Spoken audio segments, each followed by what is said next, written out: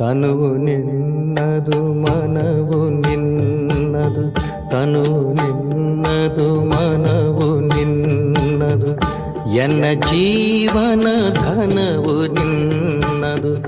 ನಾನು ನಿನ್ನವನೆಂಬ ಹೆಮ್ಮೆಯ ಋಣವು ಮಾತ್ರವೇ ನನ್ನದು. ತನು ನಿನ್ನದು ಮನವು ನಿನ್ನದು.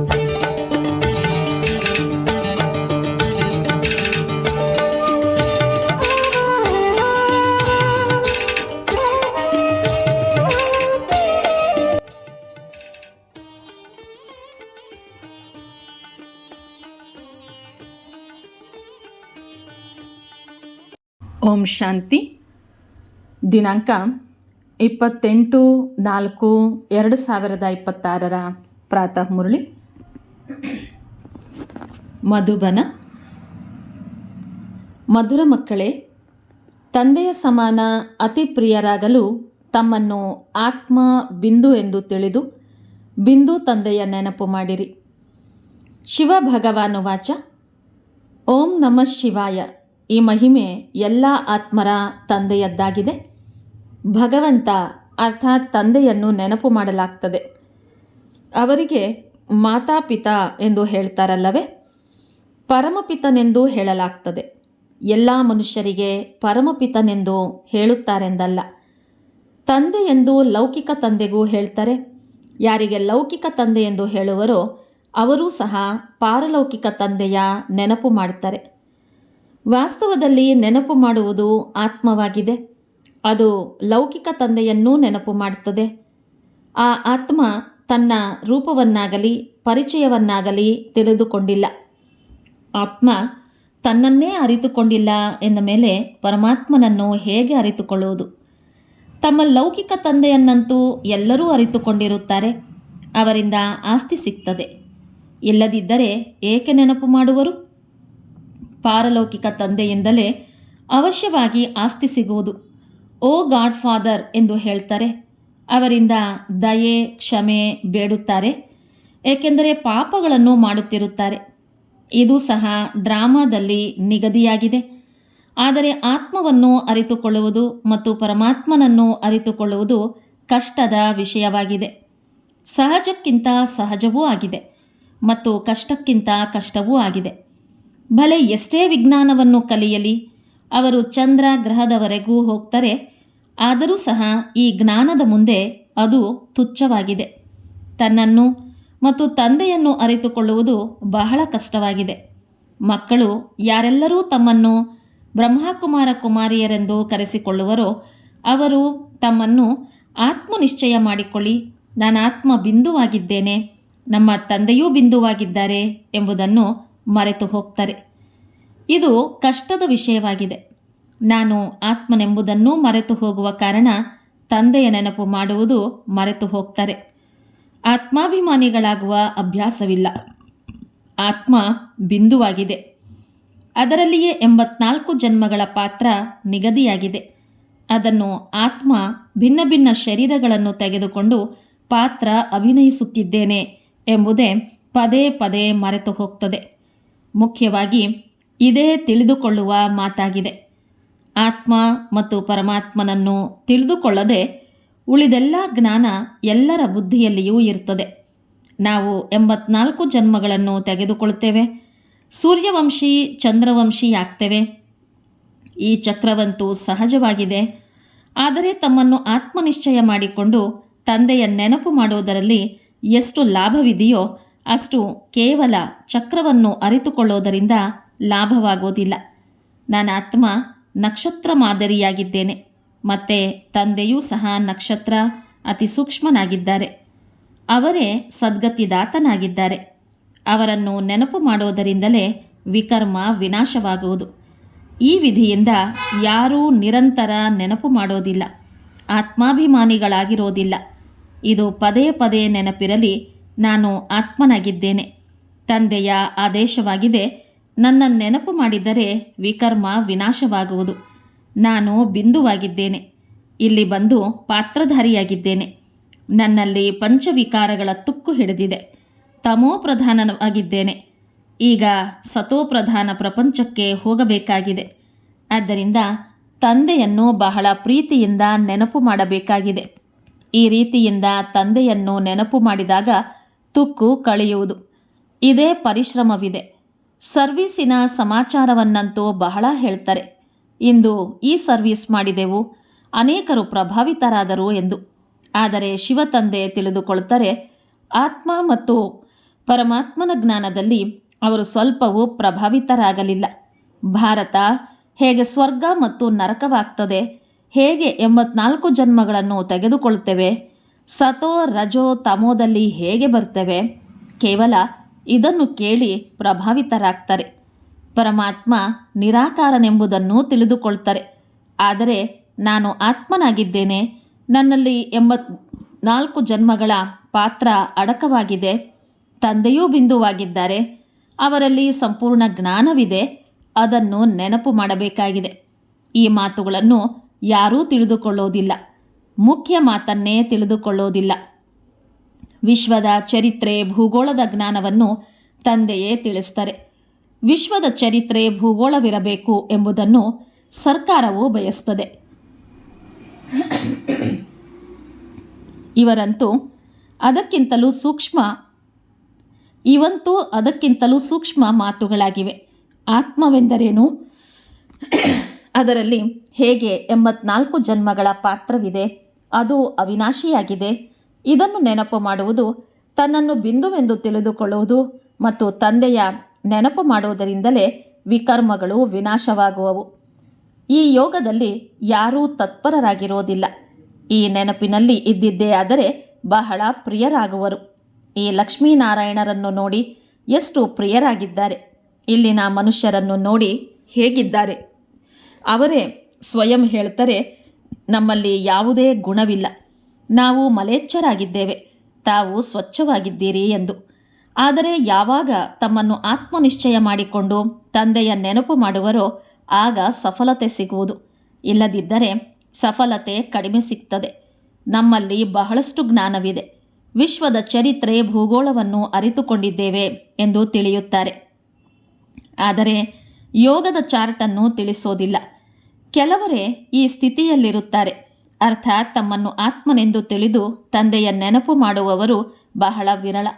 ಅನೇಕರಿಗೆ ಅಭ್ಯಾಸವೇ ಇಲ್ಲ. ತಂದೆ ತಿಳಿಸ್ತಾರೆ, ಮಕ್ಕಳು ಕೇವಲ ಜ್ಞಾನದ ಚಕ್ರವನ್ನು ಬುದ್ಧಿಯಲ್ಲಿ ತಿರುಗಿಸುತ್ತಾರೆ.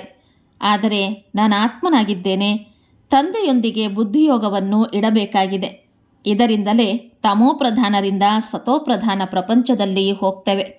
ನನ್ನ ಆತ್ಮ ತಂದೆಯನ್ನು ಅರಿತುಕೊಳ್ಳಬೇಕಾಗಿದೆ, ಅವರ ನೆನಪಿನಲ್ಲಿಯೇ ಇರಬೇಕಾಗಿದೆ. ಈ ಅಭ್ಯಾಸ ಬಹಳ ಕಡಿಮೆ ಇದೆ. ಬಹಳ ಮಂದಿ ಬರ್ತಾರೆ, ಚೆನ್ನಾಗಿದೆ ಎಂತಲೂ ಹೇಳ್ತಾರೆ.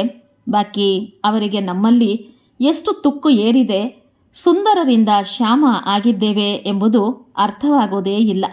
ಅಂದ ಮೇಲೆ ಪುನಃ ಸುಂದರರು ಹೇಗಾಗುವುದು, ಇದು ಯಾರಿಗೂ ಗೊತ್ತಿಲ್ಲ.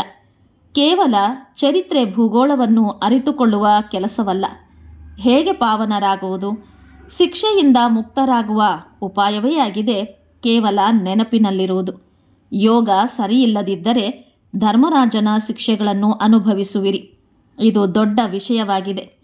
ಇದನ್ನು ಯಾರೂ ತಿಳಿದುಕೊಂಡಿಲ್ಲ. ಜ್ಞಾನದಲ್ಲಿ ತನ್ನನ್ನು ಎಲ್ಲ ಅರಿತವನೆಂದು ತಿಳಿದುಕೊಂಡು ಕುಳಿತುಕೊಳ್ತಾರೆ. ಇದರಲ್ಲಿ ಯಾವುದೇ ಸಂಶಯವಿಲ್ಲ. ಮೂಲ ಮಾತು ಯೋಗದ್ದಾಗಿದೆ. ಯೋಗದಲ್ಲಿ ಬಹಳ ಬಲಹೀನರಾಗಿದ್ದಾರೆ. ಆದ್ದರಿಂದ ತಂದೆ ತಿಳಿಸ್ತಾರೆ, ಮಕ್ಕಳೇ ಬಹಳ ಎಚ್ಚರಿಕೆಯಿಂದ ಇರಿ, ಕೇವಲ ಪಂಡಿತರಾಗಬೇಡಿ. ನಾನು ಆತ್ಮನಾಗಿದ್ದೇನೆ, ತಂದೆಯ ನೆನಪು ಮಾಡಬೇಕಾಗಿದೆ. ತಂದೆ ಆದೇಶ ನೀಡಿದ್ದಾರೆ, ಮನ್ಮನಾಭವ. ಇದು ಮಹಾಮಂತ್ರವಾಗಿದೆ. ತಮ್ಮನ್ನು ಆತ್ಮನೆಂದು ತಿಳಿದು ತಂದೆಯು ಆತ್ಮನಾಗಿದ್ದಾರೆ ಎಂದು ತಿಳಿಯಿರಿ ಮತ್ತು ಅವರನ್ನು ನೆನಪು ಮಾಡಿ. ತಂದೆಯ ಯಾವುದೇ ದೊಡ್ಡ ರೂಪ ಮುಂದೆ ಬರುವುದಿಲ್ಲ ಅಂದಾಗ ದೇಹಿ ಅಭಿಮಾನಿಗಳು ಆಗುವುದರಲ್ಲಿಯೇ ಪರಿಶ್ರಮವಿದೆ. ವಿಶ್ವದ ಮಹಾರಾಜ ಮಹಾರಾಣಿ ಒಬ್ಬರೇ ಆಗ್ತಾರೆ. ಅವರಿಗೆ ಲಕ್ಷಾಂತರ ಮಂದಿ ಪ್ರಜೆಗಳಾಗ್ತಾರೆ. ಪ್ರಜೆಗಳು ಅನೇಕರಿರುತ್ತಾರಲ್ಲವೇ. ವಿಶ್ವದ ಚರಿತ್ರೆ ಭೂಗೋಳವನ್ನು ತಿಳಿದುಕೊಳ್ಳುವುದು ಸಹಜವಾಗಿದೆ. ಯಾವಾಗ ತಮ್ಮನ್ನು ಆತ್ಮನೆಂದು ತಿಳಿದು ತಂದೆಯ ನೆನಪು ಮಾಡುವಿರೋ ಆಗ ಪಾವನರಾಗ್ತೀರಿ. ಈ ಅಭ್ಯಾಸ ಬಹಳ ಕ್ಲಿಷ್ಟವಾಗಿದೆ. ನೆನಪು ಮಾಡಲು ಕುಳಿತುಕೊಂಡಾಗ ಬಿರುಗಾಳಿಗಳು ಬಹಳ ವಿಘ್ನಗಳನ್ನು ಹಾಕುತ್ತದೆ. ಕೆಲವರು ಅರ್ಧ ಗಂಟೆಯ ಸಮಯವೂ ಏಕರಸವಾಗಿ ನೆನಪಿನಲ್ಲಿ ಕುಳಿತುಕೊಳ್ಳುವುದು ಬಹಳ ವಿರಳ. ಪದೇ ಪದೇ ಮರೆತು ಹೋಗ್ತಾರೆ. ಇದರಲ್ಲಿ ಸತ್ಯವಾದ ಗುಪ್ತ ಪರಿಶ್ರಮವಿದೆ. ಚಕ್ರದ ರಹಸ್ಯವನ್ನು ಅರಿತುಕೊಳ್ಳುವುದು ಸಹಜವಾಗಿದೆ. ಆದರೆ ಆತ್ಮಾಭಿಮಾನಿಯಾಗಿ ತಂದೆಯ ನೆನಪು ಮಾಡುವುದನ್ನು ಕೆಲವರೇ ಅರಿತುಕೊಳ್ತಾರೆ ಮತ್ತು ಅದನ್ನು ಕಾರ್ಯದಲ್ಲಿ ತರ್ತಾರೆ. ತಂದೆಯ ನೆನಪಿನಿಂದಲೇ ನೀವು ಪಾವನರಾಗ್ತೀರಿ. ನಿರೋಗಿ ಕಾಯ, ದೀರ್ಘಾಯುಸ್ಸು ಸಿಗುವುದು ಕೇವಲ ವಿಶ್ವದ ಚರಿತ್ರೆ ಭೂಗೋಳವನ್ನು ತಿಳಿಸುವುದರಿಂದ ವಿಶ್ವದ ಮಾಲೀಕರಾಗುವುದಿಲ್ಲ.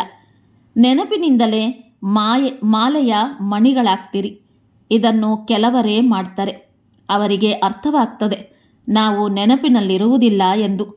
ಒಳ್ಳೊಳ್ಳೆಯ ಮಹಾರಥಿಗಳು ಈ ಮಾತಿನಲ್ಲಿ ಢೀಲಾಗಿದ್ದಾರೆ. ಮುಖ್ಯ ಮಾತನ್ನು ತಿಳಿಸೋದಕ್ಕೆ ಬರುವುದೇ ಇಲ್ಲ. ಈ ಮಾತು ಸಹ ಕಷ್ಟವಾಗಿದೆ. ಕಲ್ಪದ ಆಯುಸ್ಸನ್ನು ಬಹಳ ದೊಡ್ಡದಾಗಿ ಮಾಡಿದ್ದಾರೆ. ನೀವು 5,000 ವರ್ಷಗಳೆಂದು ಸಿದ್ಧ ಮಾಡ್ತೀರಿ. ಆದರೆ ಆತ್ಮ ಪರಮಾತ್ಮನ ರಹಸ್ಯವೇನನ್ನೂ ಅರಿತುಕೊಳ್ಳುವುದಿಲ್ಲ, ನೆನಪೇ ಮಾಡೋದಿಲ್ಲ. ಆದ್ದರಿಂದ ಸ್ಥಿತಿ ಅಲುಗಾಡುತ್ತಿರುತ್ತದೆ. ಬಹಳ ದೇಹಾಭಿಮಾನವಿರ್ತದೆ. ದೇಹಿ ಅಭಿಮಾನಿಗಳಾದಾಗಲೇ ಮಾಲೆಯ ಮಣಿಗಳಾಗಲು ಸಾಧ್ಯ. ವಿಶ್ವದ ಚರಿತ್ರೆ ಭೂಗೋಳವನ್ನು ತಿಳಿಸುತ್ತೇವೆ. ಆದ್ದರಿಂದ ನಾವು ಮಾಲೆಯಲ್ಲಿ ಸಮೀಪ ಬರ್ತೇವೆ ಎಂದಲ್ಲ. ಆತ್ಮ ಇಷ್ಟು ಸೂಕ್ಷ್ಮವಾಗಿದೆ. ಇದರಲ್ಲಿ 84 ಜನ್ಮಗಳ ಪಾತ್ರ ತುಂಬಲ್ಪಟ್ಟಿದೆ. ಈ ಮಾತನ್ನು ಮೊಟ್ಟಮೊದಲು ಬುದ್ಧಿಯಲ್ಲಿ ತರಬೇಕಾಗಿದೆ ಮತ್ತು ಚಕ್ರವನ್ನು ನೆನಪು ಮಾಡಬೇಕಾಗಿದೆ. ಯೋಗವೇ ಮೂಲ ಮಾತಾಗಿದೆ. ಯೋಗಿ ಸ್ಥಿತಿ ಇರಬೇಕು. ಪಾಪಾತ್ಮರಿಂದ ಪುಣ್ಯಾತ್ಮರಾಗಬೇಕಾಗಿದೆ. ಯೋಗದಿಂದಲೇ ಆತ್ಮ ಪವಿತ್ರವಾಗುವುದು. ಯೋಗ ಬಲವನ್ನು ಹೊಂದಿರುವವರೇ ಧರ್ಮರಾಜನ ಶಿಕ್ಷೆಗಳಿಂದ ಮುಕ್ತರಾಗ್ತಾರೆ. ಈ ಪರಿಶ್ರಮವನ್ನು ಕೆಲವರೇ ಪಡ್ತಾರೆ. ಮಾಯೆಯ ಬಿರುಗಾಳಿಗಳು ಬಹಳ ಬರ್ತವೆ. ಇದು ಬಹಳ ಗುಪ್ತ ಪರಿಶ್ರಮವಾಗಿದೆ. ಲಕ್ಷ್ಮೀನಾರಾಯಣರಾಗುವುದು ಚಿಕ್ಕಮ್ಮನ ಮನೆಯಂತಲ್ಲ. ಇದು ಅಭ್ಯಾಸವಾದರೆ ನಡೆದಾಡುತ್ತಾ ತಿರುಗಾಡುತ್ತಾ ತಂದೆಯ ನೆನಪು ಬರುತ್ತಿರುವುದು. ಇದಕ್ಕೆ ಯೋಗವೆಂದು ಹೇಳಲಾಗುವುದು. ಬಾಕಿ ಈ ಜ್ಞಾನದ ಮಾತುಗಳನ್ನಂತೂ ಚಿಕ್ಕ ಚಿಕ್ಕ ಮಕ್ಕಳೂ ತಿಳಿದುಕೊಳ್ಳುತ್ತಾರೆ. ಚಿತ್ರಗಳಲ್ಲಿ ಎಲ್ಲ ಯುಗ ಮೊದಲಾದವುಗಳನ್ನು ಹಾಕಿದ್ದಾರೆ. ಇದು ಸಾಮಾನ್ಯವಾಗಿದೆ. ಯಾವುದೇ ಕಾರ್ಯವನ್ನು ಆರಂಭಿಸುವಾಗ ಸ್ವಸ್ತಿಕ್ ಚಿತ್ರವನ್ನು ಬಿಡಿಸ್ತಾರೆ. ಇದು ಸತ್ಯಯುಗ ತ್ರೇತಾಯುಗದ ಸಂಕೇತವಾಗಿದೆ. ಬಾಕಿ ಮೇಲೆ ಚಿಕ್ಕದಾದ ಸಂಗಮ ಯುಗವಿದೆ ಅಂದಾಗ ಮೊದಲು ತನ್ನನ್ನು ಆತ್ಮನೆಂದು ತಿಳಿದು ತಂದೆಯ ನೆನಪು ಮಾಡುತ್ತಿದ್ದಾಗಲೇ ಆ ಶಾಂತಿ ಹರಡುವುದು. ಯೋಗದಿಂದಲೇ ವಿಕರ್ಮ ವಿನಾಶವಾಗುವುದು. ಇಡೀ ಪ್ರಪಂಚ ಆತ್ಮ ಮತ್ತು ಪರಮಾತ್ಮನ ಮಾತನ್ನೇ ಮರೆತು ಹೋಗಿದ್ದಾರೆ. ಪರಮಾತ್ಮ ಕೋಟಿ ಸೂರ್ಯ ತೇಜೋಮಯನೆಂದು ಹೇಳುತ್ತಾರೆ. ಆದರೆ ಇದು ಹೇಗೆ ಸಾಧ್ಯ? ಆತ್ಮವೇ ಪರಮಾತ್ಮನೆಂದು ಹೇಳುತ್ತಾರೆಂದ ಮೇಲೆ ಇಬ್ಬರೂ ಒಂದೇ ಆದರಲ್ಲವೇ? ಚಿಕ್ಕವರು ದೊಡ್ಡವರ ಅಂತರವೇ ಬರೋದಿಲ್ಲ. ಇದರ ಮೇಲೂ ತಿಳಿಸಬೇಕಾಗಿದೆ. ಆತ್ಮನ ರೂಪ ಬಿಂದುವಾಗಿದೆ. ಆತ್ಮವೇ ಪರಮಾತ್ಮನೆಂದು ಹೇಳೋದಾದರೆ ಪರಮಾತ್ಮನೂ ಬಿಂದುವೇ ಆದರಲ್ಲವೇ? ಇದರಲ್ಲಿ ವ್ಯತ್ಯಾಸವಾಗಲು ಸಾಧ್ಯವಿಲ್ಲ. ಎಲ್ಲರೂ ಪರಮಾತ್ಮನಾದರೆ ಎಲ್ಲರೂ ರಚಯಿತನಾಗುತ್ತಾರೆ. ಆದರೆ ಸರ್ವರ ಸದ್ಗತಿ ಮಾಡುವವರು ಒಬ್ಬರೇ ತಂದೆಯಲ್ಲವೇ? ಉಳಿದಂತೆ ಪ್ರತಿಯೊಬ್ಬರಿಗೆ ತಮ್ಮ ಪಾತ್ರ ಸಿಕ್ಕಿದೆ. ಮೊದಲು ಇದನ್ನು ಬುದ್ಧಿಯಲ್ಲಿ ಕೂರಿಸಬೇಕಾಗಿದೆ. ತಿಳುವಳಿಕೆಯ ಮಾತಾಗಿದೆ. ತಂದೆ ತಿಳಿಸಿದರೆ ನನ್ನ ನೆನಪು ಮಾಡಿದರೆ ತುಕ್ಕು ಬಿಟ್ಟು ಹೋಗುವುದು. ಇದರಲ್ಲಿ ಪರಿಶ್ರಮವಿದೆ. ಒಂದಂತೂ ಅರ್ಧಕಲ್ಪ ದೇಹಾಭಿಮಾನಿಗಳಾಗಿದ್ದಿರಿ. ಸತ್ಯಯುಗದಲ್ಲಿ ಆತ್ಮಾಭಿಮಾನಿಯಾಗಿದ್ದರೂ ಸಹ ತಂದೆಯನ್ನು ಅರಿತುಕೊಂಡಿರುವುದಿಲ್ಲ. ಜ್ಞಾನವೂ ತಿಳಿದಿರೋದಿಲ್ಲ. ಈ ಸಮಯದಲ್ಲಿ ನಿಮಗೆ ಯಾವ ಜ್ಞಾನ ಸಿಗುತ್ತದೆಯೋ ಅದು ಪ್ರಾಯಲೋಪವಾಗ್ತದೆ. ಅಲ್ಲಿ ಕೇವಲ ನನ್ನ ಆತ್ಮ ಒಂದು ಶರೀರ ಬಿಟ್ಟು ಇನ್ನೊಂದನ್ನು ತೆಗೆದುಕೊಳ್ಳುತ್ತೇನೆ, ಪಾತ್ರವನ್ನು ಅಭಿನಯಿಸುತ್ತೇನೆ ಎಂಬುದಷ್ಟೇ ತಿಳಿದಿರುತ್ತದೆ. ಇದರಲ್ಲಿ ಚಿಂತೆಯ ಮಾತೇನಿದೆ? ಪ್ರತಿಯೊಬ್ಬರೂ ತಮ್ಮ ತಮ್ಮ ಪಾತ್ರವನ್ನು ಅಭಿನಯಿಸಬೇಕಾಗಿದೆ. ಅಳುವುದರಿಂದ ಏನಾಗುವುದು? ಇದನ್ನು ತಿಳಿಸಬೇಕಾಗಿದೆ. ಒಂದು ವೇಳೆ ಸ್ವಲ್ಪ ತಿಳಿದುಕೊಂಡರೂ ಸಹ ಶಾಂತಿ ಬರುವುದು. ತಾನು ತಿಳಿದುಕೊಂಡರೆ ಅನ್ಯರಿಗೂ ತಿಳಿಸುವರು. ವೃದ್ಧರು ಸಹ ತಿಳಿಸುತ್ತಾರೆ. ಅಳುವುದರಿಂದ ಏನು ಹಿಂತಿರುಗಿ ಬರುವರೆ? ಆತ್ಮ ಶರೀರ ಬಿಟ್ಟು ಹೋಯಿತು, ಇದರಲ್ಲಿ ಅಳುವ ಮಾತೇನಿದೆ? ಕೆಲವರು ಜ್ಞಾನವಿಲ್ಲದವರು ಈ ರೀತಿ ತಿಳಿದುಕೊಳ್ತಾರೆ. ಆದರೆ ಆತ್ಮ ಮತ್ತು ಪರಮಾತ್ಮನೆಂದರೆ ಯಾರು ಎಂಬುದೇ ತಿಳಿದುಕೊಂಡಿರುವುದಿಲ್ಲ. ಆತ್ಮದಲ್ಲಿಯೇ ತುಕ್ಕು ಹಿಡಿದಿದೆ, ಆದರೆ ಅವರು ಆತ್ಮ ನಿರ್ಲೇಪವೆಂದು ತಿಳಿದುಕೊಳ್ತಾರೆ. ಇವು ಬಹಳ ಸೂಕ್ಷ್ಮ ಮಾತುಗಳಾಗಿವೆ. ತಂದೆಗೆ ಗೊತ್ತಿದೆ, ಬಹಳ ಮಕ್ಕಳು ನೆನಪಿನಲ್ಲಿರೋದಿಲ್ಲ. ಕೇವಲ ಅನ್ಯರಿಗೆ ತಿಳಿಸುವುದರಿಂದ ಏನಾಗುವುದು? ಬಹಳ ಪ್ರಭಾವಿತರಾದರು. ಇದರಿಂದ ಅವರ ಕಲ್ಯಾಣವಾಯಿತೆ. ಆತ್ಮ ಪರಮಾತ್ಮನ ಪರಿಚಯ ಸಿಕ್ಕಿದಾಗಲೇ ತಿಳಿದುಕೊಳ್ಳುವರು, ಅವಶ್ಯವಾಗಿ ನಾವು ಅವರ ಮಕ್ಕಳಾಗಿದ್ದೇವೆ. ತಂದೆಯೇ ಪತಿತ ಪಾವನನಾಗಿದ್ದಾರೆ. ಬಂದು ನಮ್ಮನ್ನು ದುಃಖದಿಂದ ಬಿಡಿಸ್ತಾರೆ. ಅವರು ಸಹ ಬಿಂದುವಾಗಿದ್ದಾರೆ. ಆದ್ದರಿಂದ ತಂದೆಯನ್ನು ನಿರಂತರ ನೆನಪು ಮಾಡಬೇಕಾಗಿದೆ. ಬಾಕಿ ಚರಿತ್ರೆ ಭೂಗೋಳವನ್ನು ತಿಳಿದುಕೊಳ್ಳುವುದು ಯಾವುದೇ ದೊಡ್ಡ ಮಾತಲ್ಲ. ಭಲೆ ತಿಳಿದುಕೊಳ್ಳುವುದಕ್ಕಾಗಿ ಬರ್ತಾರೆ, ಆದರೆ ನಾನು ಆತ್ಮನಾಗಿದ್ದೇನೆ ಎಂಬ ಸ್ಥಿತಿಯಲ್ಲಿ ತತ್ಪರರಾಗಿರಬೇಕು. ಇದರಲ್ಲಿಯೇ ಪರಿಶ್ರಮವಿದೆ. ಆತ್ಮ ಪರಮಾತ್ಮನ ಮಾತನ್ನು ನಿಮಗೆ ತಂದೆಯೇ ಬಂದು ತಿಳಿಸ್ತಾರೆ. ಸೃಷ್ಟಿ ಚಕ್ರವಂತೂ ನಿಮಗೆ ಬಹಳ ಸಹಜವಾಗಿದೆ. ಎಷ್ಟು ಸಾಧ್ಯವೋ ಏಳುತ್ತಾ ಕುಳಿತುಕೊಳ್ಳುತ್ತಾ ಆತ್ಮಾಭಿಮಾನಿಯಾಗುವ ಪರಿಶ್ರಮ ಪಡಬೇಕಾಗಿದೆ. ಆತ್ಮಾಭಿಮಾನಿಗಳು ಬಹಳ ಶಾಂತವಾಗಿರ್ತಾರೆ. ನಾನು ಶಾಂತಿಯ ಆಳದಲ್ಲಿ ಹೋಗಬೇಕಾಗಿದೆ. ನಿರಾಕಾರಿ ಪ್ರಪಂಚದಲ್ಲಿ ಹೋಗಿ ವಿರಾಜಮಾನನಾಗಬೇಕಾಗಿದೆ. ನನ್ನ ಪಾತ್ರ ಈಗ ಮುಕ್ತಾಯವಾಯಿತೆಂದು ತಿಳಿಯುತ್ತಾರೆ. ತಂದೆಯ ರೂಪ ಚಿಕ್ಕ ಬಿಂದುವೆಂದು ತಿಳಿಯುತ್ತಾರೆ. ಅವರೇನು ದೊಡ್ಡ ಲಿಂಗದ ರೂಪದಲ್ಲಿಲ್ಲ. ತಂದೆ ಬಹಳ ಸೂಕ್ಷ್ಮವಾಗಿದ್ದಾರೆ. ಅವರು ಜ್ಞಾನಸಾಗರ, ಸರ್ವರ ಸದ್ಗತಿದಾತನಾಗಿದ್ದಾರೆ. ನನ್ನ ಆತ್ಮನೂ ಸಹ ಜ್ಞಾನಪೂರ್ಣನಾಗುತ್ತಿದ್ದೇನೆ. ಯಾವಾಗ ಈ ರೀತಿಯ ಚಿಂತನೆ ನಡೆಯುವುದೋ ಆಗಲೇ ಶ್ರೇಷ್ಠ ಪದವಿಯನ್ನು ಪಡೆಯುವರು. ಇಡೀ ಪ್ರಪಂಚದಲ್ಲಿ ಆತ್ಮ ಮತ್ತು ಪರಮಾತ್ಮನನ್ನು ಯಾರೂ ತಿಳಿದುಕೊಂಡಿಲ್ಲ. ನೀವು ಬ್ರಾಹ್ಮಣರು ಈಗ ಹೋಗಬೇಕಾಗಿದೆ. ಸನ್ಯಾಸಿಗಳೂ ತಿಳಿದುಕೊಂಡಿಲ್ಲ. ಬಂದು ತಿಳಿದುಕೊಳ್ಳುವುದೂ ಇಲ್ಲ. ಅವರೆಲ್ಲರೂ ತಮ್ಮ ತಮ್ಮ ಧರ್ಮಗಳಲ್ಲಿಯೇ ಬರುವವರಿದ್ದಾರೆ. ಎಲ್ಲ ಲೆಕ್ಕಾಚಾರಗಳನ್ನು ಮುಗಿಸಿ ಹೊರಟು ಹೋಗ್ತಾರೆ. ನೀವೇ ಈ ಪರಿಶ್ರಮ ಪಡುವುದರಿಂದ ತಂದೆಯಿಂದ ಆಸ್ತಿ ಸಿಗುವುದು. ಈಗ ಪುನಃ ದೇಹಿ ಅಭಿಮಾನಿಗಳಾಗಬೇಕಾಗಿದೆ. ಆತ್ಮದಲ್ಲಿಯೇ ಮನಸ್ಸಿದೆಯಲ್ಲವೇ? ಆತ್ಮವೇ ಮನಸ್ಸನ್ನು ತಂದೆಯೊಂದಿಗೆ ಜೋಡಿಸಬೇಕಾಗಿದೆ. ಶರೀರಕ್ಕೆ ಎಲ್ಲ ಸ್ಥೂಲ ಕರ್ಮೇಂದ್ರಿಯಗಳಿವೆ. ಮನಸ್ಸನ್ನು ಜೋಡಿಸುವುದು ಇದು ಆತ್ಮನ ಕರ್ತವ್ಯವಾಗಿದೆ. ತನ್ನನ್ನು ಆತ್ಮನೆಂದು ತಿಳಿದು ಪರಮಾತ್ಮ ತಂದೆಯೊಂದಿಗೆ ಮನಸ್ಸನ್ನಿಡಬೇಕಾಗಿದೆ. ಆತ್ಮ ಅತಿ ಸೂಕ್ಷ್ಮವಾಗಿದೆ. ಇಷ್ಟು ಸೂಕ್ಷ್ಮ ಆತ್ಮ ಎಷ್ಟೊಂದು ಪಾತ್ರವನ್ನು ಅಭಿನಯಿಸುತ್ತದೆ. ಇದು ಸೃಷ್ಟಿಯಾಗಿದೆ. ಇಷ್ಟು ಚಿಕ್ಕ ಆತ್ಮನಲ್ಲಿ ಎಷ್ಟೊಂದು ಪಾತ್ರ ತುಂಬಿದೆ. ಅದು ಎಂದೂ ಕಳೆಯೋದಿಲ್ಲ. ಬಹಳ ಸೂಕ್ಷ್ಮವಾಗಿದೆ. ನೀವು ಪ್ರಯತ್ನ ಪಡ್ತೀರಿ, ಆದರೆ ದೊಡ್ಡ ರೂಪವೇ ನೆನಪಿಗೆ ಬರ್ತದೆ. ನನ್ನ ಆತ್ಮ ಸೂಕ್ಷ್ಮ ಬಿಂದುವಾಗಿದ್ದೇನೆ. ತಂದೆಯೂ ಸೂಕ್ಷ್ಮವಾಗಿದ್ದಾರೆ. ನೀವು ಮೊಟ್ಟ ಮೊದಲು ಈ ಪರಿಶ್ರಮ ಪಡಬೇಕಾಗಿದೆ. ಇಷ್ಟು ಸೂಕ್ಷ್ಮ ಆತ್ಮವೇ ಈ ಸಮಯದಲ್ಲಿ ಪತಿತನಾಗಿದೆ. ಆತ್ಮವನ್ನು ಪಾವನ ಮಾಡಿಕೊಳ್ಳಲು ಮೊಟ್ಟ ಮೊದಲ ಉಪಾಯವಾಗಿದೆ. ವಿದ್ಯೆಯನ್ನು ಓದಬೇಕಾಗಿದೆ. ಬಾಕಿ ಆಡುವುದು, ನಲಿಯುವುದು ಬೇರೆ ಮಾತಾಗಿದೆ. ಆಟ ಆಡುವುದು ಸಹ ಒಂದು ಕಲೆಯಾಗಿದೆ. ವಿದ್ಯೆಯಿಂದ ಪದವಿ ಸಿಗ್ತದೆ, ಆಟದಿಂದ ಪದವಿ ಸಿಗೋದಿಲ್ಲ. ಆಟ ಇತ್ಯಾದಿಗಳ ವಿಭಾಗವೇ ಬೇರೆ ಇರ್ತದೆ. ಅದರೊಂದಿಗೆ ಜ್ಞಾನ ಯೋಗದ ಸಂಬಂಧವಿಲ್ಲ. ಈ ಭೋಗ ಇತ್ಯಾದಿಗಳನ್ನು ಇಡುವುದು ಸಹ ಆಟವಾಗಿದೆ. ಆದರೆ ಮುಖ್ಯ ಮಾತು ನೆನಪಿನದ್ದಾಗಿದೆ. ಒಳ್ಳೆಯದು. ಮಧುರಾತಿ ಮಧುರ ಅಗಲಿ ಹೋಗಿ ಮರಳಿ ಸಿಕ್ಕಿರುವ ಮಕ್ಕಳ ಪ್ರತಿ ಮಾತಾಪಿತಾ ಬಾಪ್ದಾದರವರ ನೆನಪು, ಪ್ರೀತಿ ಹಾಗೂ ಸುಪ್ರಭಾತ. ಆತ್ಮಿಕ ಮಕ್ಕಳಿಗೆ ಆತ್ಮಿಕ ತಂದೆಯ ನಮಸ್ತೆ. ಆತ್ಮಿಕ ಮಕ್ಕಳ ಆತ್ಮಿಕ ತಂದೆಗೆ ನಮಸ್ತೆ, ನಮಸ್ತೆ, ನಮಸ್ತೆ. ಧಾರಣೆಗಾಗಿ ಮುಖ್ಯಾಂಶಗಳು. ಧರ್ಮರಾಜನ ಶಿಕ್ಷೆಗಳಿಂದ ಮುಕ್ತರಾಗಲು ನೆನಪಿನ ಗುಪ್ತ ಪರಿಶ್ರಮ ಪಡಬೇಕಾಗಿದೆ. ಪಾವನರಾಗುವ ಉಪಾಯವಾಗಿದೆ ತಮ್ಮನ್ನು ಆತ್ಮ ಬಿಂದುವೆಂದು ತಿಳಿದು ಬಿಂದು ತಂದೆಯ ನೆನಪು ಮಾಡುವುದು.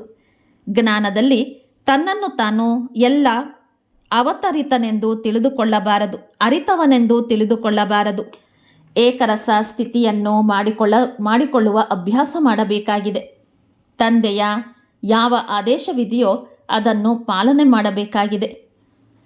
ವರದಾನ: ಪ್ರತಿಯೊಂದು ಕರ್ಮವನ್ನು ಮಾಡುತ್ತಾ ಕಮಲ ಆಸನದಲ್ಲಿ ಕುಳಿತುಕೊಂಡಿರುವ ಸಹಜ ಅಥವಾ ನಿರಂತರ ಯೋಗಿ ಭವ. ನಿರಂತರ ಯೋಗಯುಕ್ತರಾಗಿ ಇರೋದಕ್ಕಾಗಿ ಸದಾ ಕಮಲ ಪುಷ್ಪದ ಆಸನದಲ್ಲಿ ಕುಳಿತುಕೊಂಡಿರಿ. ಆದರೆ ಯಾರು ಹಗುರವಾಗಿರುತ್ತಾರೆಯೋ ಅವರೇ ಈ ಕಮಲ ಆಸನದಲ್ಲಿ ಸ್ಥಿತರಾಗಲು ಸಾಧ್ಯವಾಗುವುದು.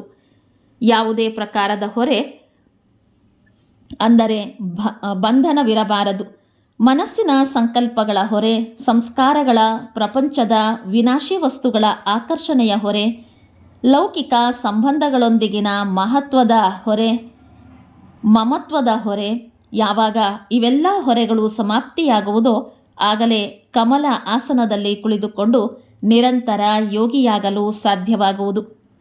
ಸುವಾಕ್ಯ: ಸಹನಶೀಲತೆಯ ಗುಣವನ್ನು ಧಾರಣೆ ಮಾಡಿಕೊಳ್ಳುತ್ತೀರೆಂದರೆ ಅಸತ್ಯತೆಯ ಆಶ್ರಯವನ್ನು ತೆಗೆದುಕೊಳ್ಳಬೇಕಾಗುವ ಅವಶ್ಯಕತೆ ಇರೋದಿಲ್ಲ. ಅವ್ಯಕ್ತ ಸೂಚನೆ: ಮಹಾನಾಗಲು ಮಧುರತೆ ಮತ್ತು ನಮ್ರತೆಯ ಗುಣ ಧಾರಣೆ ಮಾಡಿ. ಯಾರ ಸಂಸ್ಕಾರ ಸರಳ ಮಧುರವಾಗಿರ್ತದೆ ಆ ಸಂಸ್ಕಾರ ಸ್ವರೂಪದಲ್ಲಿ ಬರ್ತದೆ. ಯಾವ ಸಂಸ್ಕಾರ ಬಾಪ್ದಾದರವರ ಸಮಾನವಾಗುವುದು ಆಗ ಬಾಪ್ದಾದರವರ ಸ್ವರೂಪ ಎಲ್ಲರಿಗೆ ಕಾಣಿಸುವುದು. ಹೇಗೆ ಬಾಪ್ದಾದರವರು ಹಾಗೆಯೇ ಅದೇ ಗುಣ, ಅದೇ ಕರ್ತವ್ಯ, ಅದೇ ಸಂಕಲ್ಪ ಅನುಭವವಾಗುವುದು. ಎಲ್ಲರ ಮುಖದಿಂದ ಇವರಂತೂ ಅವರೇ ಅನಿಸುತ್ತಾರೆ ಎಂದು ಬರುವುದು. ಇಂದಿನ ಮುರಳಿಯ ಪ್ರಶ್ನೋತ್ತರ: ನೆನಪಿನಲ್ಲಿರುವ ಗುಪ್ತ ತೀವ್ರ ಪರಿಶ್ರಮವನ್ನು ಪ್ರತಿಯೊಬ್ಬ ಮಗುವು ಮಾಡಬೇಕಾಗಿದೆ ಏಕೆ? ಏಕೆಂದರೆ ನೆನಪಿನ ವಿನಃ ಪಾಪಾತ್ಮರಿಂದ ಪುಣ್ಯಾತ್ಮರಾಗಲು ಸಾಧ್ಯವಿಲ್ಲ. ಯಾವಾಗ ಗುಪ್ತ ನೆನಪಿನಲ್ಲಿರುವಿರೋ, ಆತ್ಮಾಭಿಮಾನಿಯಾಗುವಿರೋ ಆಗ ವಿಕರ್ಮ ವಿನಾಶವಾಗುವುದು. ಧರ್ಮರಾಜನ ಶಿಕ್ಷೆಗಳಿಂದ ಮುಕ್ತರಾಗುವ ಸಾಧನವೂ ಸಹ ನೆನಪಾಗಿದೆ. ನೆನಪಿನಲ್ಲಿಯೇ ಮಾಯೆಯ ಬಿರುಗಾಳಿಗಳು ವಿಘ್ನಗಳನ್ನು ಹಾಕುತ್ತವೆ. ಆದ್ದರಿಂದ ನೆನಪಿನ ಗುಪ್ತ ಪರಿಶ್ರಮ ಪಡಿ. ಆಗ ಲಕ್ಷ್ಮೀನಾರಾಯಣರಂತೆ ಪ್ರಿಯರಾಗುವಿರಿ. ಒಳ್ಳೆಯದು. ಓಂ ಶಾಂತಿ.